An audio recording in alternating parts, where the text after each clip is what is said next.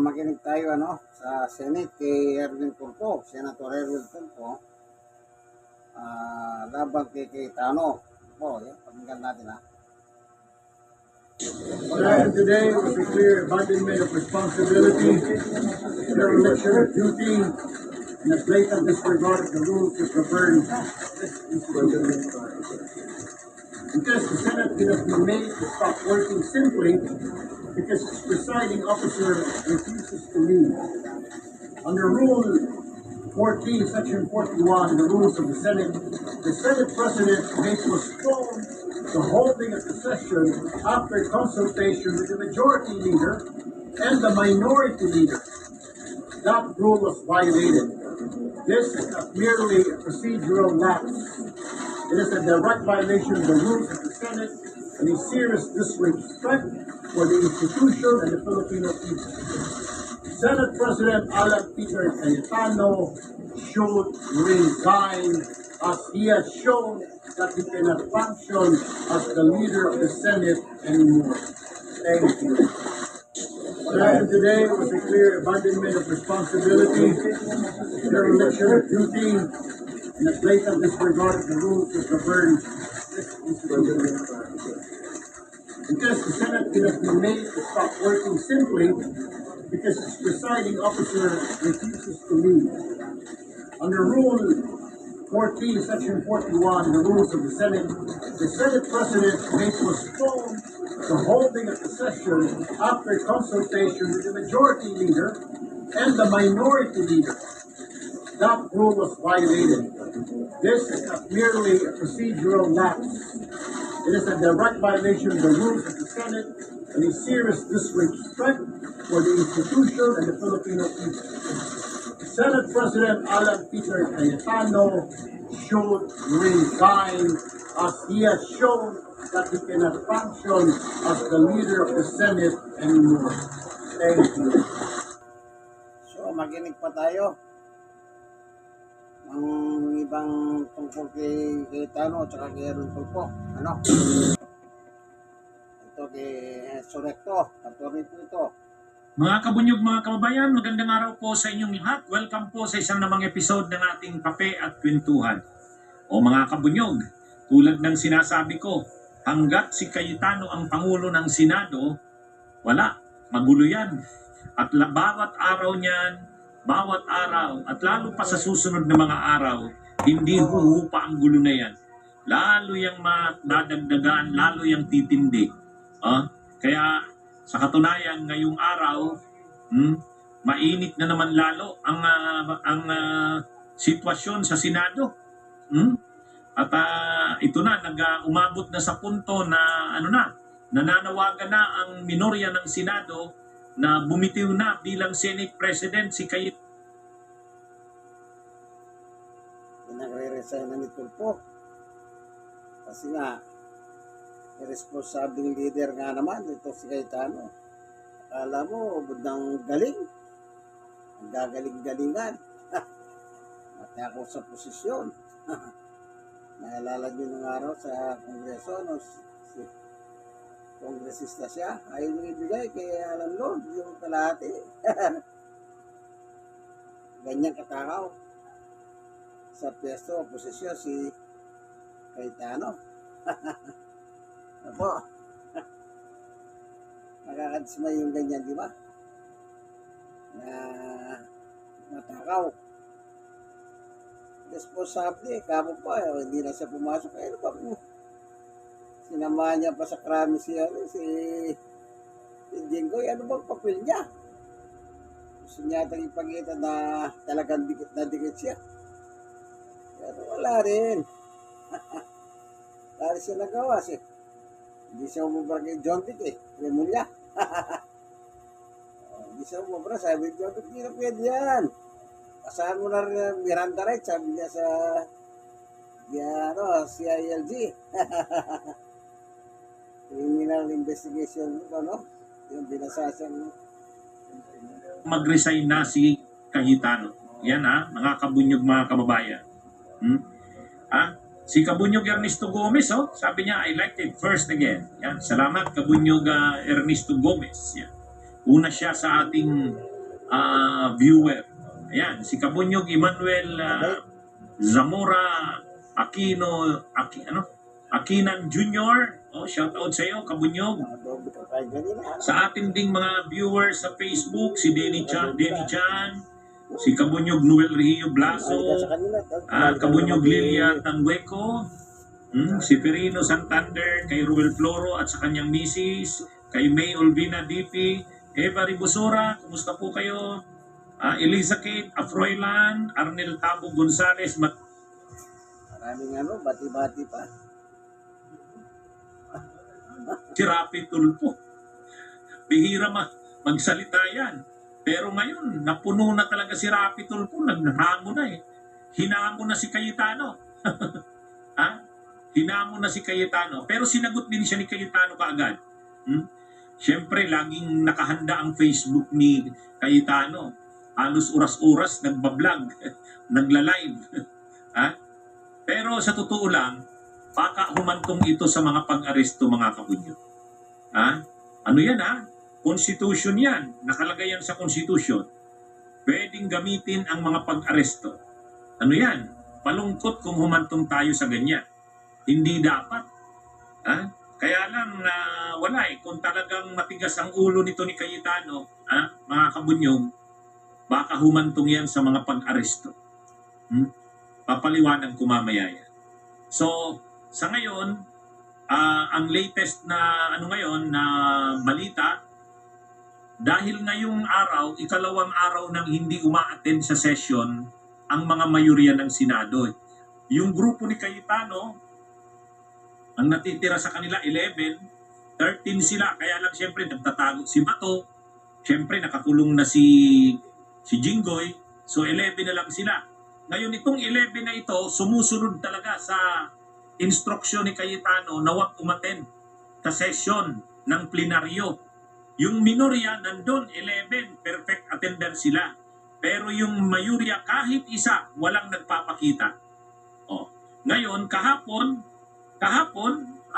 pinagbigyan na yan ng mga minorya. Bagamat medyo sila, napoprostrate sila, nadidismaya. Pero bumalik sila uli ngayon, yung minorya. Yung minorya, bumalik uli ngayon. Kaya lang, hindi na naman sumipot kahit isa doon sa grupo ng mayorya. Yang nakikita nyo mga kabunyog na picture dyan, yan yung picture nila ngayon. Ito yung mga miyembro ng minorya sa ikalawang araw na nilang pag-attend sa session. Yan. Yan yung 11. Ito yung tinatawag na SB 11, Solid Block 11.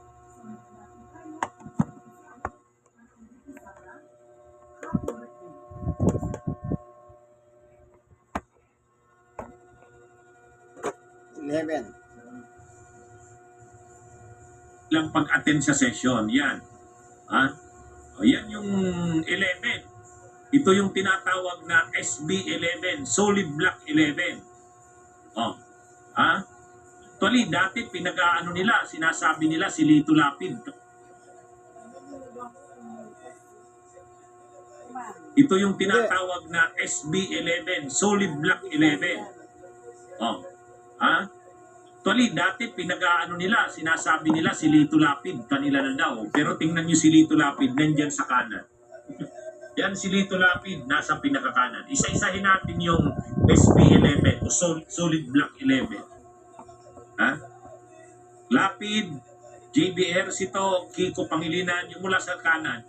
Subiri, Rapi Tulpo, Erwin Tulpo, Win Gatchalian, Lacson, Soto, Risa Hontiveros, Bam Aquino. Yan yung Solid Block 11. Sa pangalawang araw ngayon, muli silang umattend sa session. Kaya lang wala nga yung mayorya. Nung mga hapon na, lumapit sa kanila yung sekretary ng Senate, yung Attorney Montales ba yun, ipinaabot sila sa kanila na hindi talaga a-attend daw ang mayorya. Sa katunayan, actually, habang naghihintay yung minorya doon sa Senado, sa floor, si Cayetano nagla-live sa Facebook. Diba? Diniscuss ko yan kanina. Nag-live si Cayetano. Ngayon, nung nalaman ng minorya na talagang hindi a-attend ang mayorya, naglabas sila ng statement. At ang statement nilang nilabas, pinapanawagan na talaga nila na ano na, ang panawagan nila, mag-resign na. Mag-resign na si Cayetano. Ito yung kanilang ito yung kanilang statement, maiksi lang to na linabas nila. Basahin natin. Sulit Block 11. Alan Peter Cayetano resign.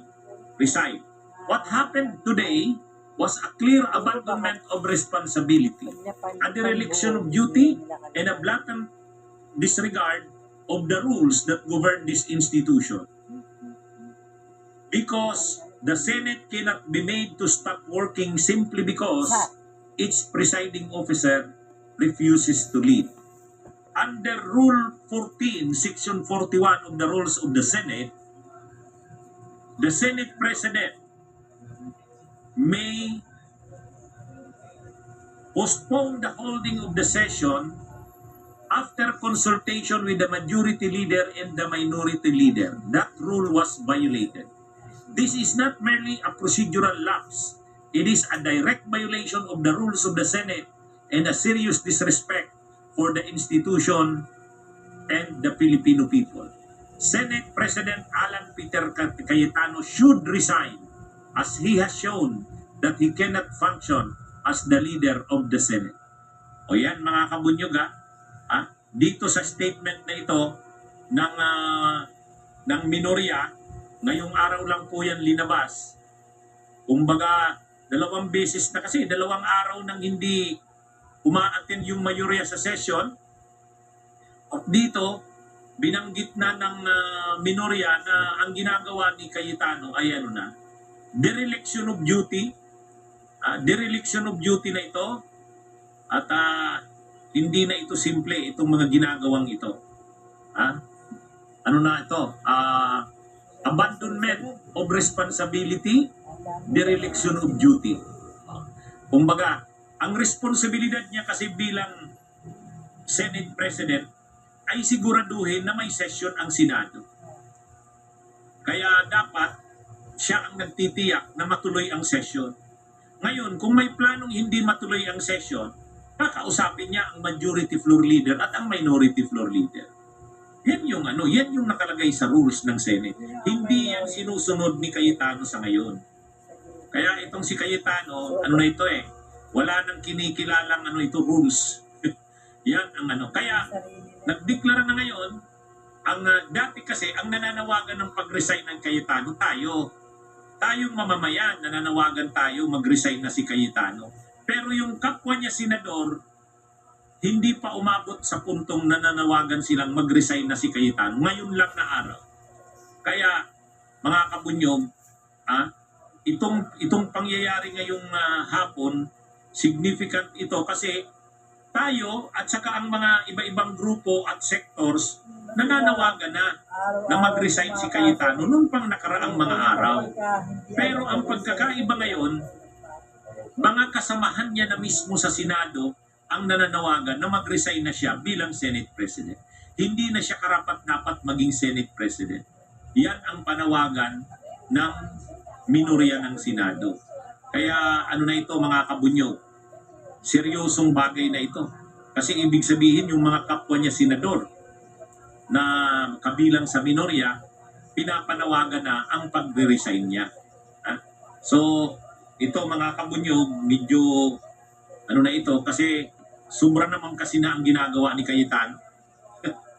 Kumbaga, hindi na siya karapat-dapat bilang leader. Dapat pag Senate President ka, ikaw ang leader ng Senado.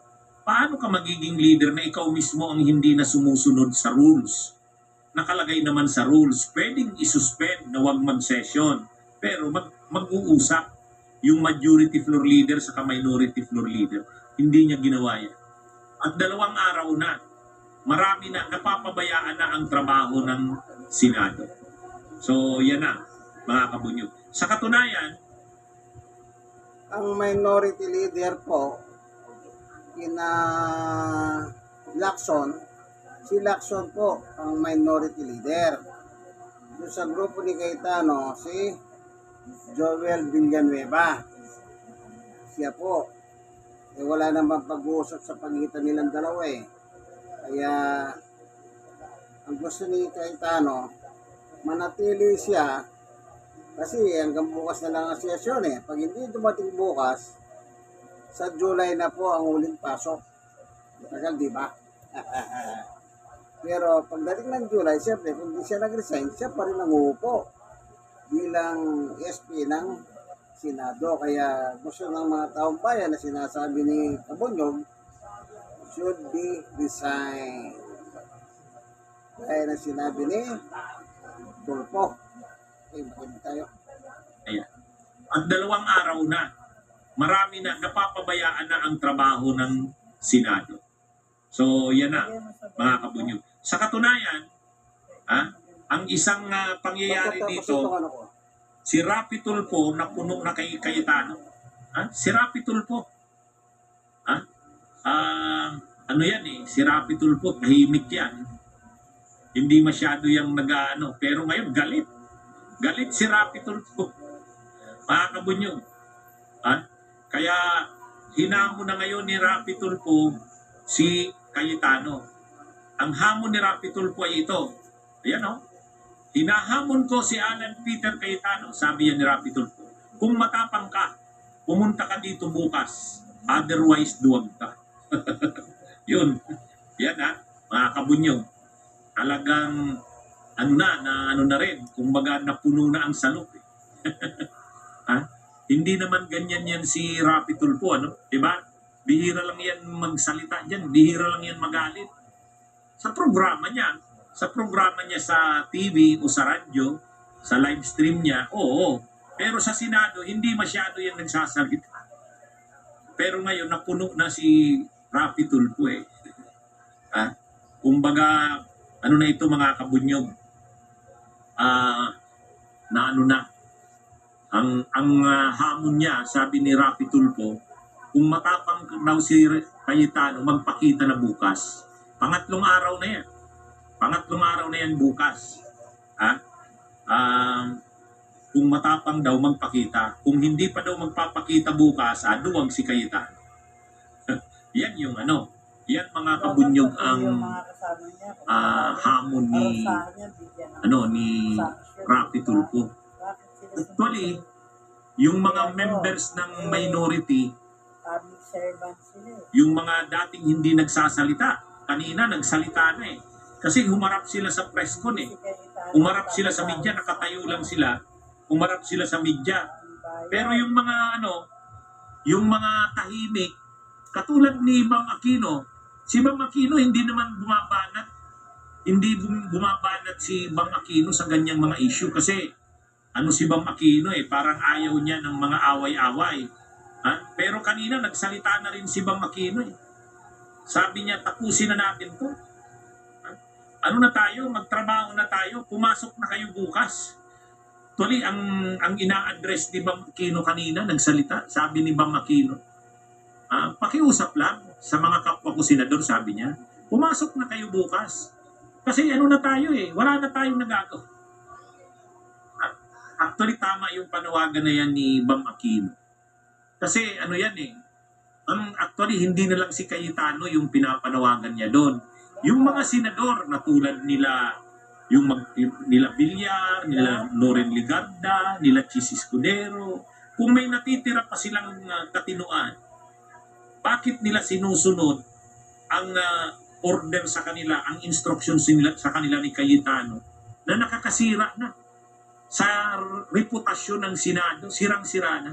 Kaya kahit si Bam Aquino na hindi naman nagko-comment sa mga isyong ganito, kanina nagsalita na rin.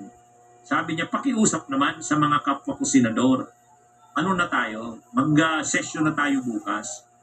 Kaya malalaman natin yan, bukas mga kabunyog, kung itong mga senador na ito, lalo na yung patuloy pa rin ba nilang susundin si Cayetano sa kabila ng lahat na halos ng grupo, lahat ng sektor na nananawagan na magpalit na ng liderato. Kasi ang Senado ay napakagulo na sa tingin ng taong bayan, sirang-sira na ito. Tuloy, ang tumitingin lang naman sa Senado ng ayos pa ito ay yung mga DDS, yung mga pro Duterte, saludo sila kay Cayetano. Kasi daw ito, palaban daw, laban daw sa Malacanang. Pero ang totoo, pag tiningnan mo ang taong bayan, nasusuka na dito sa nangyayaring ito. Ilang araw na, 8 araw na walang nagagawa ang Senado. 8 araw na. Kaya kagagawan yan nito ni Cayetano. Si Rapi Tulfo na na tahimik, hindi naman masyadong nagsasalita. Kanina nagalit na. Yan hinamo na si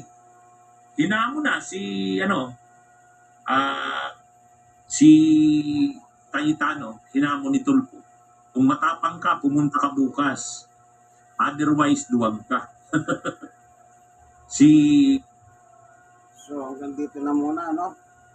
At least, bahala kayo. Kayo pong mga nanonood ng video ito.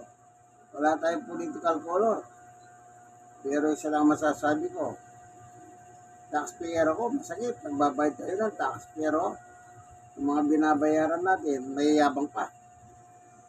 Kagaya ni Boto, nagtatago sa muswel. Makapala mo ka. Mamamatay tao kasi. Hinamin yan, nasa mga video yan. Kaya sa pinadala ng ICC warrant, dahil yung mga video na rin, yun ang ginamit ng ICC. Kaya wala siyang takas dyan.